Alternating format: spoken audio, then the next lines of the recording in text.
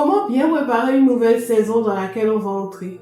Que ce soit un nouveau cycle, comme un anniversaire de naissance, un anniversaire de mariage, une nouvelle année, un nouveau mois, un nouveau travail.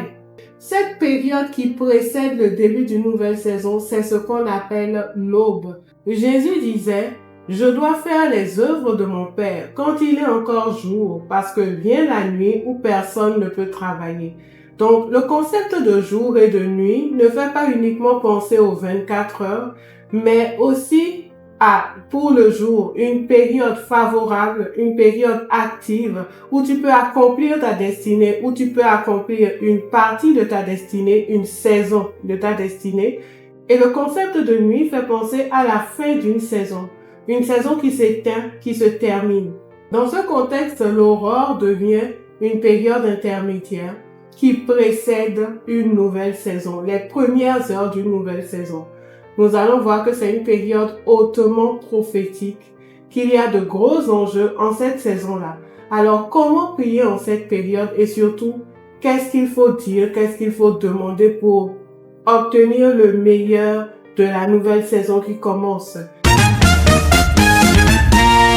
Bienvenue à tous sur Cabot Live, je suis heureuse de vous retrouver pour ce deuxième podcast. Alors, pour comprendre le mystère de l'aube, nous allons aller dans le livre de l'Exode, au chapitre 16, au moment où les Israélites sont nourris et sont dépendants de ce pain descendu du ciel qui était la manne. La manne, c'était la provision, ce que Dieu leur donnait pour survivre pendant une saison, jusqu'à ce qu'une autre aube arrive. Et ça tenait soit 24 heures, soit 48 heures. Donc la manne, c'est la provision que Dieu te donne pour tenir pour une saison. Le psaume 89, verset 14 nous dit: rassasie-nous de ton amour au matin, que nous passions nos jours dans la joie et dans les chants. Ce que Dieu te donne pour passer tes jours dans la joie et dans les chants, d'autres versions diront: rassasie-nous de tes bénédictions.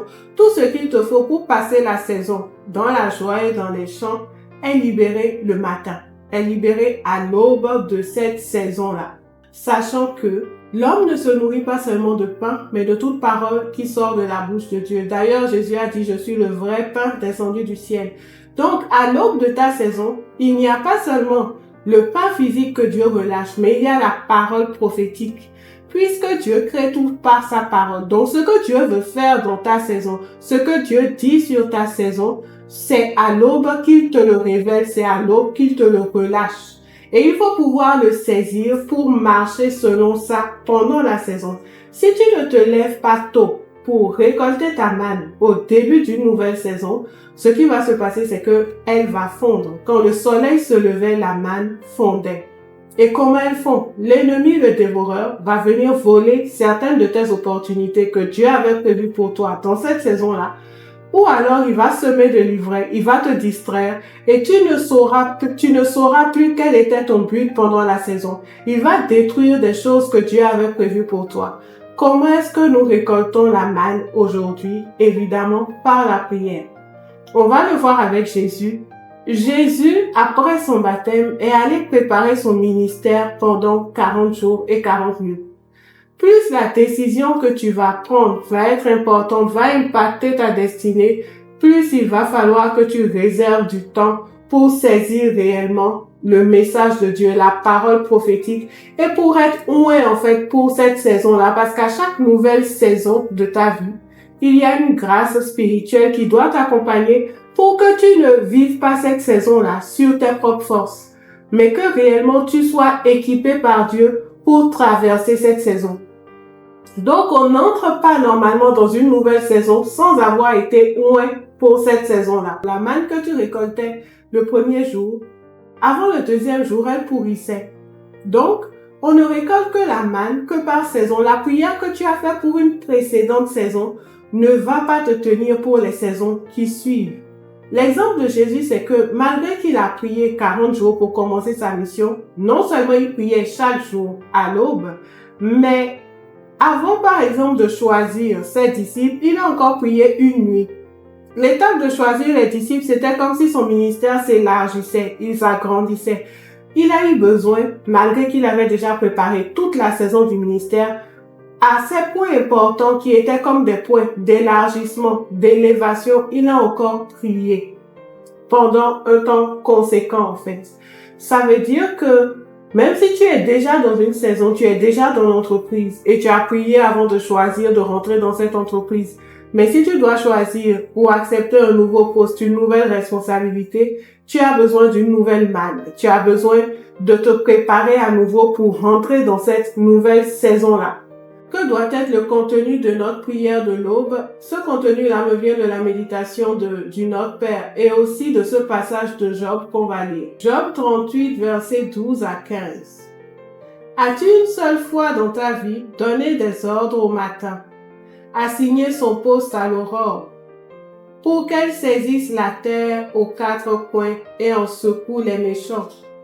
La terre alors prend forme comme argile sous le sceau et se déploie tel un vêtement.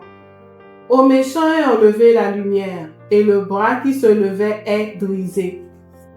C'est Dieu qui parle à Job et qui lui dit: est-ce que tu as déjà commandé le matin? En fait, on sait que Job était quelqu'un de pieux, quelqu'un qui offrait beaucoup de sacrifices de miséricorde. Le fait que tu pries n'exclut pas que tu doives commander le matin, que tu doives commander chaque nouvelle saison. Et ici, Dieu nous montre qu'est-ce qu'on peut faire, quelles sont les possibilités lorsque tu commandes le matin. Il dit: tu peux donner forme à la terre, qui est comme l'argile. La forme que va prendre ta saison, tu peux la changer, tu peux la modeler au début de la saison, au matin, parce que la terre est encore comme l'argile. Mais si tu ne pries pas assez tôt, ta terre sera formée et ta terre sera informe et vide. Comme c'était avant que Dieu ne parle en fait. Ta terre sera informe et vide. Et pire, l'ennemi aura pu déjà mettre des choses. Parce que la deuxième chose que Dieu nous apprend ici, qui se passe à l'aube, c'est que Dieu dit: tu vas secouer le méchant, tu vas casser le bras du méchant qui se lève. Le bras du méchant se lève toujours à l'aube. Dès que tu vas avoir une bénédiction, une élévation, même s'il n'en connaît pas les détails, il voit les petits mouvements angéliques, il sait que quelque chose arrive. Donc, il s'apprête et il se dépêche d'essayer d'empêcher que tu ne reçoives ta grâce et que tu ne la vives du mieux que possible. Évidemment, nous n'avons pas à lutter contre la chair et le sang. Nous parlons ici de l'ennemi de tous les hommes et de ses associés.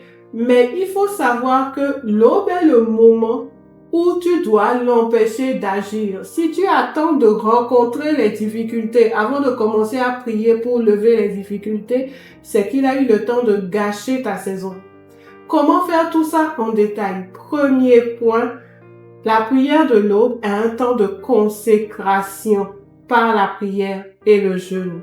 Jésus a prié et jeûné 40 jours et il faut savoir que comme nous voulons entendre la voix de Dieu, le meilleur moyen pour faire taire la chair, c'est d'être dans le jeûne et dans la prière. C'est de se retirer un petit peu des distractions. Que ce soit un temps où tu es à 100% à l'écart ou même un temps où tu sors, tu vas travailler, essaye de te couper des distractions, essaye de jeûner et de prier et de garder le maximum de temps avec Dieu. L'autre chose pour préparer une nouvelle saison, c'est de commencer par un temps d'action de grâce. D'ailleurs, on est dans un challenge de 7 jours d'action de grâce. Si tu ne l'as pas encore fait, je t'invite à essayer, ça va te faire du bien. Et à t'abonner au fait si tu ne l'as pas encore fait. On a beaucoup de contenus qui vont t'intéresser. On commence par l'action de grâce parce que si tu sors d'une saison, ça veut dire que Dieu a été bon pour toi. Et la nouvelle saison qui s'annonce, c'est une opportunité également. Donc, on fait de l'action de grâce. Ensuite, louange et adoration.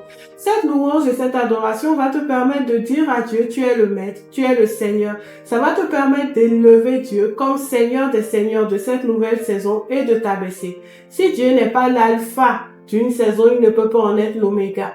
Donc, tu prends ce temps de louange et d'adoration pour lui donner sa place dans cette saison-là et pour la lui confier. La louange et l'adoration sont également importantes pour te permettre de contempler Dieu tel qu'il est, sa puissance, sa majesté, sa sainteté. C'est le meilleur moyen de disposer ton cœur à l'écouter et à l'entendre. Ensuite, il va falloir prendre le temps pour discerner la vision et la direction pour la saison. C'est ça le pain prophétique de la saison. Dans certains cas, tu sais déjà que Dieu veut que tu entres dans ce projet-là. Tu n'as plus besoin de discerner la vision. Mais parfois, tu as une feuille blanche, comme un nouveau mois, comme une nouvelle année. Dans ce cas-là, il faut discerner d'abord les objectifs, discerner la vision avec Dieu. Fais de l'Éternel tes délices, il te donnera ce que ton cœur désire. Dans ton cœur, il y a déjà certains des plans que Dieu a pour toi, certains des objectifs que Dieu a pour cette saison-là, surtout si tu marches un petit peu avec Dieu. Mais dans ton cœur, il y a aussi des objectifs que Dieu ne veut pas pour toi pour cette saison. Et d'autres objectifs qu'il veut pour toi, mais auxquels tu n'as pas du tout pensé. D'où la nécessité de faire le tri. Tu écris tout ce à quoi toi tu as pensé pour cette saison, ce qui te semble important, ce dont tu as besoin.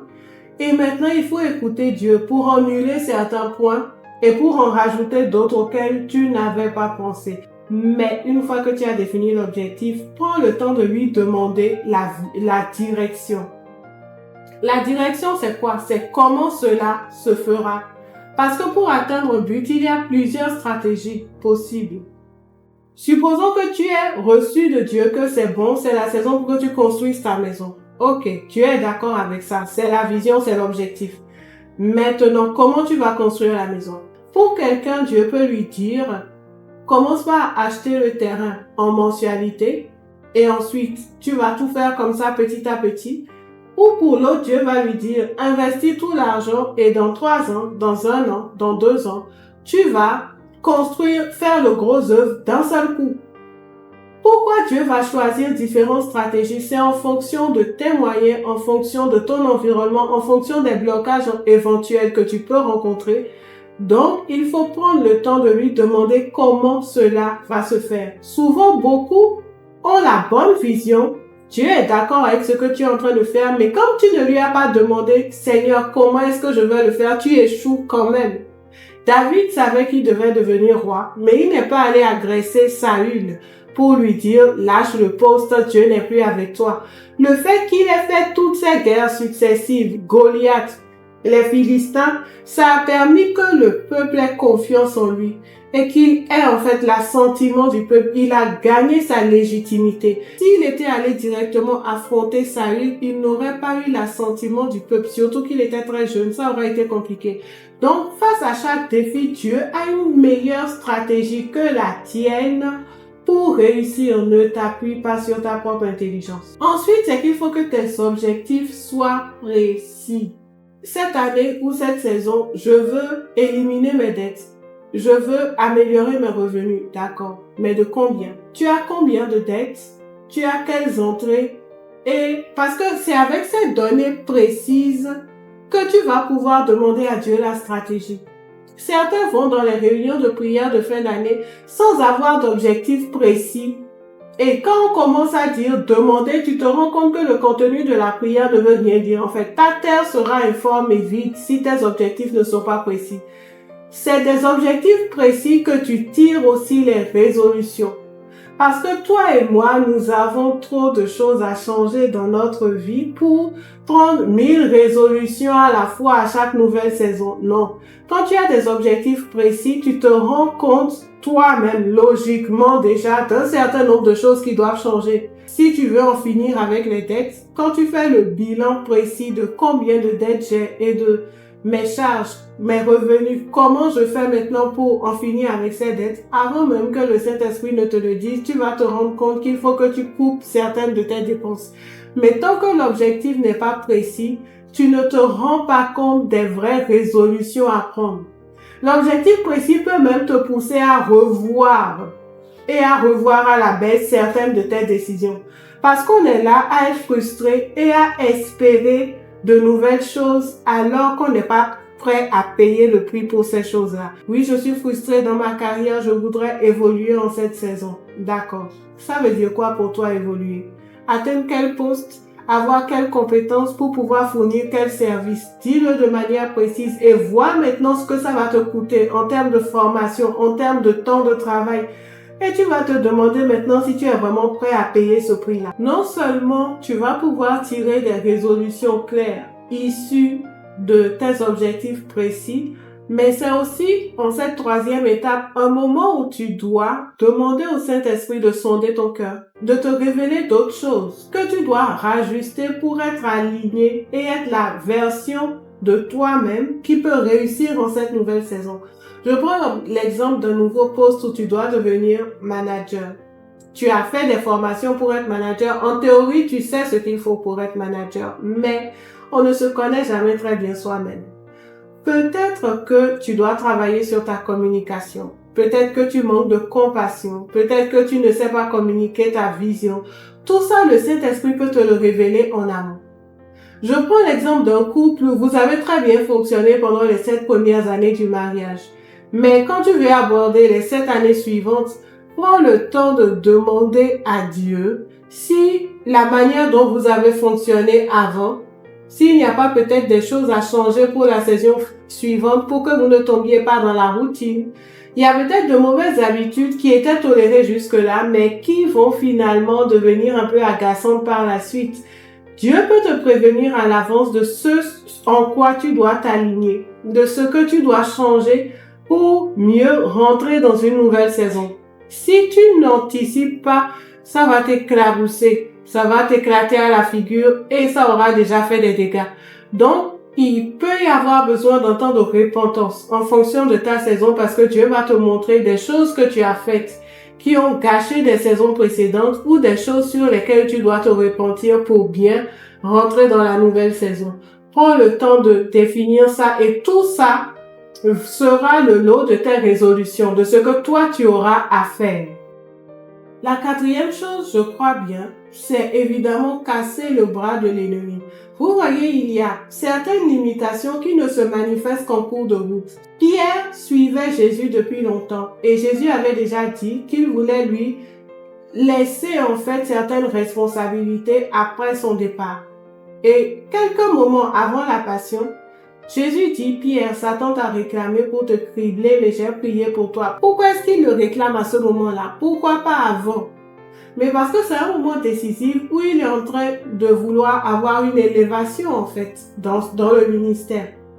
Ça veut dire que même si tu étais en train de travailler déjà, même si tu étais déjà dans l'œuvre, à un moment donné où tu vas t'élever, des réclamations peuvent se lever. Satan peut aller chercher de vieux blocages, de vieux documents d'accusation qui disent que toi, tu peux éventuellement travailler, mais tu ne peux pas travailler et atteindre tel niveau. Donc, à chaque nouvelle saison où tu vas grandir, il faut prendre le temps de casser le bras de l'ennemi. Et là, tu invoques la miséricorde de Dieu, le sang de Jésus, l'œuvre accomplie de Christ à la croix pour annuler toute opposition, tout argument légal qui pourrait dire que toi, tu n'as pas le droit d'obtenir les bénédictions associées à cette saison-là. En le faisant, s'il y a vraiment des résistances, tu vas t'en rendre compte. Soit dans tes songes, soit dans des visions, soit par des paroles, soit Dieu va s'arranger pour que tu sentes que il faut que tu insistes sur ce point-là ou pas. Les objectifs précis que tu as définis plus haut, c'est maintenant avec ces objectifs-là que tu vas donner forme à cette terre qui était comme l'argile au début de ta saison. Donc, il va falloir que tu trouves les passages bibliques qui disent que Dieu veut t'élever en fait en fonction de ta saison. Les passages bibliques qui disent que tu as droit à ce type de bénédiction et tu les adaptes et tu déclares. On a déjà parlé de ça, de comment déclarer dans le premier podcast, je crois. Donc, tu les adaptes et tu déclares. C'est cette liste d'objectifs précis reçus dans la présence de Dieu que tu emmènes, si tu veux, à tes programmes de prière de fin d'année. Quand les autres vont commencer à déclarer « Oui, je réussis en 2025 », non, toi tu sais ce que tu déclares dans chaque domaine de ta vie. En fait, tu peux le faire pour ta vie spirituelle, pour ta vie professionnelle, pour ta vie relationnelle, familiale, peu importe. Tu sais quels sont les objectifs précis que tu es en train de déclarer. N'aie pas peur d'oser.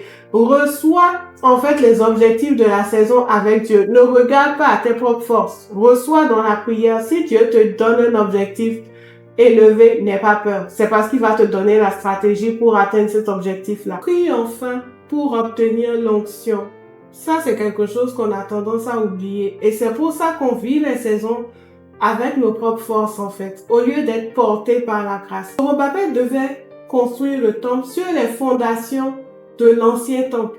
Mais sur ces fondations-là, il y avait les débris du premier temple qui étaient comme une montagne. Et on pouvait se demander, mais comment est-ce qu'il va faire pour dégager cette montagne jusqu'à reconstruire le nouveau temple? Et Dieu adresse une parole à Zorobabel et lui dit, ce n'est ni par la puissance, ni par la force, mais par mon esprit. Cette montagne se déplacera. Zorobabel la planera. À chaque fois que tu as un défi, quelle que soit la saison, parce que nous, les chrétiens, nous n'allons pas dans une saison, nous ne vivons pas pour nous-mêmes. Tu vis tout pour Dieu. Donc Dieu est celui qui t'équipe et qui te permet de réussir cette mission-là par sa grâce. Prends le temps de demander l'onction par rapport aux différents objectifs que Dieu t'a fixés pour la saison. Donc ce travail-là que tu vas faire va te tenir toute la saison. C'est quelque chose que tu vas garder et sur lequel tu pourras revenir pour faire le bilan, en fait, et te réajuster. Je veux attirer ton attention sur quelques volets sur lesquels il faut que tu insistes pour atteindre tes objectifs dans cette saison. Prie pour les ressources humaines parce que tu as besoin de la faveur, peut-être auprès d'institutions, auprès de collègues, si tu as des visas à demander, si tu as prie par rapport aux ressources humaines pour que toutes les personnes que Dieu a réservées et qui doivent t'aider pour atteindre ton objectif, pour qu'elles soient favorables et qu'elles ne refusent pas. Parce que Dieu peut donner ordre à quelqu'un de t'aider. Si celui qui avait l'âne sur lequel Jésus est monté avait dit non, Jésus aurait dû chercher un autre âne, ça l'aurait peut-être retardé. Donc il te faut la faveur et que tous ceux-là qui doivent coopérer puissent coopérer. Prie par rapport à ça, prie par rapport aux ressources financières, parce qu'on a, quel que soit le domaine, on a besoin de provisions. Prie pour ta santé, parce que si tu n'es pas en bonne forme, tu ne vas pas pouvoir accomplir ta saison et c'est l'un des aspects que l'ennemi attaque souvent. Et d'ailleurs, dans le temps où tu fais le bilan pour voir si tu dois te repentir et te réaligner, c'est le moment de demander à Dieu si tu gères bien ta santé, si tu ne dois pas prendre des résolutions. Parce qu'on ne veut pas, moi la première, Seigneur, pardonne-moi, prendre les résolutions qu'il faut à temps et après on va demander à Dieu de nous guérir. Donc, offre tout ça en début de saison parce que la santé est une ressource importante dont tu auras besoin. À la question de savoir combien de temps est-ce que cette prière doit durer, tout dépend de l'importance du sujet et de est-ce que tu prends un temps complet où tu es 100% avec le Seigneur, par exemple un temps de retraite, ou est-ce que c'est un temps par intermittence où tu vas aussi au travail, aussi en fonction de ta capacité à écouter, de ta capacité à discerner, le temps peut être plus ou moins long. Donc on ne peut pas imposer ou on ne peut pas définir de temps, mais tu peux par exemple, si tu t'y prends suffisamment tôt, prendre plusieurs temps. Tu prends un premier temps pour définir la vision, après tu reviens définir la direction, après ainsi de suite en fait. Donc tu peux t'organiser si tu t'y prends tôt pour anticiper sur ta nouvelle saison. Je voulais à ce stade faire un petit extrait sur comment entendre Dieu par rapport à la nouvelle saison et comment discerner, mais je vais le faire dans une partie 2 de ce podcast qui sera en ligne d'ici quelques jours. Alors n'hésite pas à t'abonner, à partager et à liker. Merci beaucoup encore et à très bientôt.